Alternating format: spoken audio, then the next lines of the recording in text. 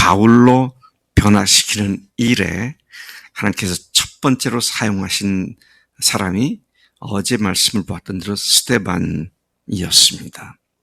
스데반을 사용하신 주님은 오늘 말씀에서 스데반 순교의 자리에 있었던 사울이 교회에 대한 핍박을 멈추지 않는 가운데 결국 부활하신 주님께서 친히 그를 만나 주심으로써 그가 사울이 회심한 사건을 말해주고 있습니다. 또한 그 일에 그가 스스로 혼자 된 것이 아니라 한 사람 아나니아를 사용하셔서 그의 회심의 확실성을 확증해 주신 사건을 여기서 또한 보게 되는 것입니다. 이렇듯 위대한 대사도의 출현 또는 출생은 그를 돕는 주변의 많은 사람들이 동원되어서 되어졌음을 다시 확인하게 됩니다. 우리가 1절부터 9절까지를 읽지 않았습니다만은 여기에는 다메섹 도상에 다메섹으로 가던 길에 사울이 주님을 직접 만나는 장면이죠. 어떤 주님이십니까? 부활하신 주님이십니다. 부활하신 주님이란 말은 그분이 지금 살아계시다는 말인데 부활하셔서 살아계신 주님께서 그에게 나타내 주셨습니다. 여러분, 예수님께서 자신을 나타내 주신 일은 아주 간단한 일입니다. 그런데 나타나신 그분이 정말 하나님이시고 주님이신지 그분이 어떤 분이신지는 그 후 사도 바울이 14년 내지 17년 동안 묵상하고 기도하는 가운데 다시 정리하고 확증했던 것을 보게 되죠. 그리고 대사도로 변신되었는데 그 일을 하신 분이 누구냐? 부활하신 주님이 하신 것이다. 그래서 우리가 부활하신 주님을 분명하게 만나는 것 굉장히 중요한 일입니다. 사울의 경우 보면 그가 다메섹 도상에서 주님을 만났음에도 불구하고 그가 어떻게 하나님께서 부르심을 불러주셨는지 또 그가 무슨 일을 해야 할지 이런 것들을 다른 사람들의 도움을 받아 확증하게 하시는 그런 모습을 우리 오늘 이 본문 말씀에서 볼 수 있습니다. 자, 사울은 그곳에서 주님을 만난 뒤 어떻게 됩니까? 일어나서 눈이 멀었죠. 눈은 떴지만 볼 수가 없었습니다. 그래서 사람들의 손에 이끌려서 다마스커스 성 안으로 들어갔고 유다라는 사람의 집에 들어가서 사흘 동안 아무것도 먹지 못하고 마시지 못하고 그야말로 식음을 전폐한 상태에서 하나님의 인도하심을 기다리고 있었습니다. 아나니아에게 나타나신 주님께서 하신 말씀 보면 하나님께서는 그 3일 동안 사울에게 다시 나타나셔서 그가 아나니아라는 이름을 가진 사람에게 안수를 받고 하나님께서 그를 불러주신 사실을 확증하게 될 것을 하나님께로부터 받았던 것을 보게 됩니다. 그러니까 아나니아가 와서 사울에게 말을 할 때에 그런 말씀하시죠. 내가 하나님께 나를 보내셨는데 네가 아나니아라는 사람이 와서 너를 보게 하고 그렇게 할 것이다 라는 것을 하나님께서 나에게 말씀하셨다. 이렇게 말씀하신 걸 보면 하나님의 인도하심은 애매모호하고 막연하고 추측적인 것이 아니라 확실한 증거들을 가지고 주님께서는 주님을 나타내 주시고 알려주신다는 사실을 확인할 수 있습니다. 10절에 가서 보면 환상 중에 하나님께서는 아나니아를 부르셨습니다. 아나니아, 아나니아야 그렇게 부르셨죠. 그때 아주 단순하게 아나니아가 답을 합니다. 주여 내가 여기 있나이다.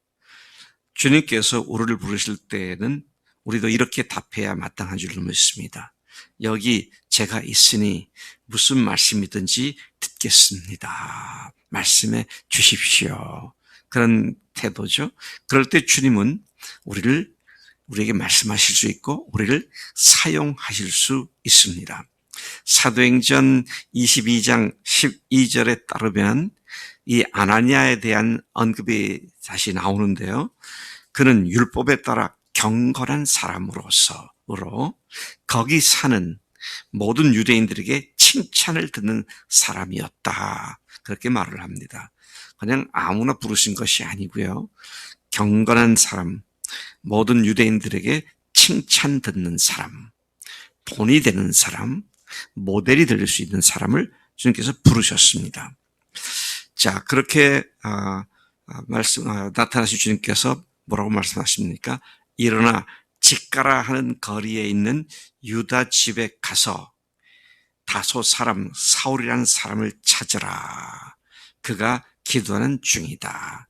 그냥 직가라 하는 거리, 직가라 하는 거리는 무슨 뜻입니까? 스트리트 이름입니다. 거리 이름입니다. 근데 그 거리가 영어로는 straight street예요. 똑바로 난 길이다. 그런 말입니다. 예루살렘에도 가보니까 이 직가가 있더라고요. 그 직가라는 그 거리에 유다라는 사람의 집에 가서 다소 사람 사울이라는 사람을 찾으라. 주님이 그렇게 인도하세요. 어제 누구 집에서 누가 있는데 거기 가서 그를 찾아라. 하나님께서는 하나님의 부르심을 확증하실 때 이렇게 분명히 말씀하신다는 사실을 확인하게 되는 것이죠. 그가 기도하는 중이다. 그렇게 말씀을 하신 것입니다. 12절 그는 네가 와서 자기에게 안수하여 다시 보게 되는 환상을 보았다. 그러니까 사울에게도 하나님께서 환상을 보여주시고 또 아나니아에게도 자기가 가서 안수하는 걸 보는 것을 보게 하셨고 그래서 두 사람 모두가 서로 틀린 것이 없이 어긋남이 없이 정확하게 하나님의 뜻을 확인하게 하시는 그런 말씀인 것을 보게 됩니다. 여기에 보면은 우리가 지금 9장인데요. 그 다음에 누구예요? 고넬료 얘기가 나옵니다. 10장에서 보면 고넬료가 어떻게 합니까? 환상 중에 베드로에게로 가라는 말씀을 사람을 보내서 초대하라는 말씀을 듣죠. 베드로도 같은 시각에 환상 가운데 보자기에 싼 부정한 짐승들이 내려오는 것을 보았고 이걸 잡아먹으라. 그런 음성을 들었고 그 다음에 하나님 말씀대로 그가 그렇게 했는데 그것이 이제 고넬료 이방인 집에 가라는 말씀으로 동시에 하나님께서 양쪽에 똑같은 사건을 말씀하신 것을 기억하게 됩니다. 자, 14절에 보면 이제 이렇게 말씀하시니까 13절에 아나니아의 즉각적인 반응이 이겁니다. 주여, 이 사람에 대한 소문에 따르면 예루살렘에서 신자들에게 매우 상당한 해를 끼쳤고 이 다메섹에 온 것도 주님을 믿는 모든 사람을 체포하기 위해서라고 합니다. 그런데 주님은 말씀하시는 가라. 이 사람은 이방인과 여러 왕들과 이스라엘 자손들에게 나를 전하도록 나의 택함 받은 그릇이다. 그가 내 이름을 위하여 받게 될 고난들을 내가 그에게 보여주려 한다. 이렇게 말씀하시죠. 아나니아는 사울이라는 이름을 들었을 때 순간 얼음이 되었습니다. 사울이요? 누구요? 사울이요? 그의 그 악명 높은 그 사울 말씀입니까? 그냥 얼음땡이 되어버렸을 거예요. 자, 그렇지만 순종의 자릇이 일어나 그 집에 들어가 말을 합니다. 형제 사울아, 내가 오는 길에서 나타나셨던 주 예수께서 나를 보내어 너로 다시 보게 하시고 성령으로 충만하게 하신다고 안수를 했습니다. 이 사울을 부르는 호칭이 뭐예요? 형제 사울합니다. 이거 쉬운 말인가요? 혹시 위장 위장 귀순을 해가지고 완전히 잡아가려고 이 거짓으로 위장 귀순을 한 건 아닐까, 그런 생각도 할 수 있잖아요. 근데 그를 뭐라고 하면 형제라고 말을 합니다. 형제라고 말을 해요. 네. 여러분, 지금 이거 말할 수 있는 상황이 아직 확인이 안 된 상황입니다. 하나님의 말씀만 듣고 그것도 믿음으로 하는 거예요. 종종 제가 교회에서요, 만나는 청년들도 그렇고 장년들도 그렇고, 이 사람하고 좀 교제했으면 좋겠다. 난 그 사람하고 교제하기 싫어요. 왜? 너무 나하고 틀려요. 너무 나하고 달라요. 이제 그렇게 말하는 사람들이 많아요. 근데 지금 달라도요, 아나니아와 사울만큼 다를까? 근데 그가 즉각적으로 형제 사울아, 그렇게 말하죠. 뭘 달라도 얼마나 다르겠어요. 그 사람의 연약함이 내 연약함인데. 근데 그걸 그대로 하나님의 말씀을 받아들이면서 형제 사울아. 사실은 이 아나니아가 사울을 부른 이 말이 훗날 사울이 이방인들을 내 형제로 알고 이방인들을 위해 목숨을 거는, 그래서 이방인의 사도가 되는 첫 출발점의 소중한 단초를 제공한 그런 말로 이해가 되는 것입니다. 자, 계속해서 여기 보면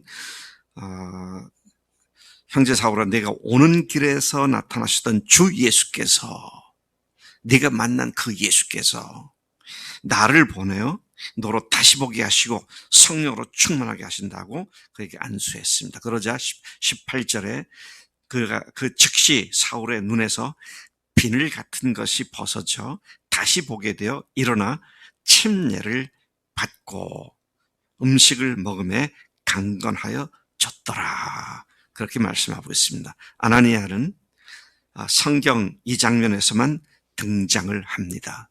그 후에 아나니아가 어디 가서 뭘 어떻게 했는지 알려진 바가 없습니다. 아까 22장은 동일한 사건에 대한 사도 바울의 신앙 고백 속에서 나오는 동일한 인물에 대한 동일한 사건에 대한 이야기지 별도의 사건에서 말씀한 것은 아니었습니다. 자, 이렇듯 열렬 유대교 신자였던 사울이 부활하신 예수님께로 회심한 사건 한복판에 거기 사는, 그 다메섹에 사는 모든 유대인들에게 칭찬을 받는 경건한 사람 아나니아가 있었음을 주목하게 됩니다. 사울의 눈에서 선입견과 편견과 아집의 비늘이 벗겨져 나가고 자신이 예수와 함께 죽은 자요, 예수님의 부활하신 사건에 연합하여 새 피조물이 되었음을 침례를 받음으로써 사람들 앞에서 회심한 그 신앙을 선포하고 다시 그 몸이 음식을 먹고 건강해지는 일에 아나니아의 순종 행위가 아름답게 빛을 빛나게 하고 있는 것이죠. 여러분, 여기서 다시 생각하게 되는 것이 뭡니까? 예수님을 부활하신 예수를 만났잖아요. 우리 민환이 형제도 부활하신 예수를 만났잖아요. 그러니까 됐다가 아닙니다. 여전히 선입견과 편견과 아집이라는 비늘이 내 눈을 덮고 있을 수 있습니다. 그래서 형제들의 도움이 필요한 것이고요, 교회가 필요한 것이고, 비늘이 벗겨져야 제대로 볼 수 있게 된다. 그리고 형제들이 먹여주고 준비해준 음식을 먹음으로 강건해질 수 있다고 하는, 그래서 절대로 혼자 스스로 알아서 도통해가지고 복음의 일꾼 되는 사람은 아무도 없다는 것입니다. 참 한 사람 한 사람 나 자신을 포함해서 철저하게 부활하신 주님이 누구신지 옆에 형제들이 돕고 섬겨서 그 부활하신 주님이 지금 살아계셔서 나로 하여금 더 이상 죽은 자가 아니라 산 자로 살아가게 하시는 능력의 주님이 내 매일 삶 속에 경험되도록 돕는 형제들이 너무도 필요하다는 것이죠. 그런 말이 있습니다. 작은 성공은 가장 큰 성공의 적이다. 또는 뭐 영어로는 better, 좀 더 나은 것이, 좋은 것이 is the enemy of the best. best의 적이다. 아, 부활하신 예수를 만났으니까 됐다. 됐다가 아니고 시작이죠. 그러고는 이제 많은 비늘들이 벗겨져야 되고요. 구습들이 벗겨져야 되고, 음식을 먹고 강건해져서 혼자 이제 사람들의 손에 이끌려서 다니는 사람이 아니라 혼자 온 세상을 돌아다니며 복음을 선포하는 그런 사람으로 성장하는 것이 필요한데, 그 일에 아나니아라고 하는 형제가 필요한 것이고요. 그 일에 주님의 기쁜 교회라고 하는 교회가 필요한 줄로 믿습니다. 하나님 아버지 감사합니다. 하나님께서 오늘 우리에게 대사도 바울의 출생과 또 그의 사역의 시작에 앞서 어제는 스데반의 순교를 통하여, 오늘은 아나니아를 통하여 그를 돕고 섬기고 세우는 일에 헌신하고 또 기여한 사람들을 주목하게 하시니 감사합니다. 하나님, 우리들 가운데 수많은 사도 바울과 같은 주의 일꾼들을 주님께서 세워주실 줄로 믿습니다. 그 일에 우리가 아나니아가 되고, 그 일에 스데반이 되고, 그 일에 쓰임받는 우리 교회가 되도록 우리를 복주실 줄로 믿습니다. 이번 여름 수양회가 이 하나님의 크신 원리와 또 법을 알고 주님 앞에 순종하여 온 교회가 함께 선교하는 교회로 아주 건강하게 세워지는 놀라운 모티브가 주어지는 복된 기회가 되게 하실 줄로 믿습니다. 감사하고 예수님의 이름으로 기도를 삼나이다. 아멘. 아멘.